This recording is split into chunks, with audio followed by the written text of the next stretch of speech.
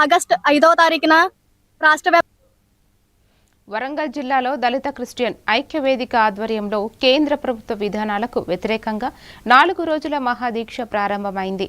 ఈ కార్యక్రమంలో ఎమ్మెల్సీ బస్వరాజ్ సారయ్య, కాంగ్రెస్ జిల్లా అధ్యక్షుడు ఎండి ఆయుబ్ పాల్గొని దళిత క్రైస్తవుల సమస్యల పరిష్కారం కోసం కాంగ్రెస్ పార్టీ పోరాడుతుందని తెలిపారు. దళితులపై దాడులను అరికట్టి వారికి అందాల్సిన సంక్షేమ పథకాలను కేంద్ర ప్రభుత్వం వెంటనే అమలు చేయాలని వారు డిమాండ్ చేశారు. యువనాయకుడు రాహుల్ గాంధీ గారు కూడా ఈ కార్యక్రమాన్ని తప్పనిసరి ఖండించడానికి మరి ఈ మధ్యనే లోక్సభలో గౌరవ పార్లమెంట్ సభ్యురాలు అదే కావ్య గారు క్లుప్తంగా చెప్పడం చట్టాన్ని వ్యతిరేకిస్తూ ఆ చట్టాన్ని వెనక్కి తీసుకోవాలని చెప్పి ఆమె అప్లికేషన్ ఇవ్వడం జరిగింది. అంతేకాకుండా గతంలో చూసుకుంటే మణిపూర్లో జరిగిన దాండను నిరసిస్తూ రాహుల్ గాంధీ గారు, ప్రియాంక గాంధీ గారు దళిత క్రిస్టియన్లకు అండగా నిలబడ్డారు. కాంగ్రెస్ ప్రభుత్వం అప్పుడు ఇప్పుడు ఎప్పుడు కూడా దళితుల పట్ల అన్ని మతాల పట్ల ఐక్యంగా ఉంటుంది.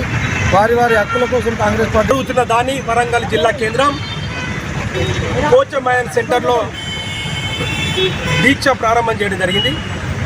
ఈ సందర్భంగా త్వరగా కేజీ బాలకృష్ణ కమిషన్ నివేదిక త్వరగా ఇవ్వాలి. ఇప్పుడు మతం మారితే కులం ఎందుకు మారుతుంది?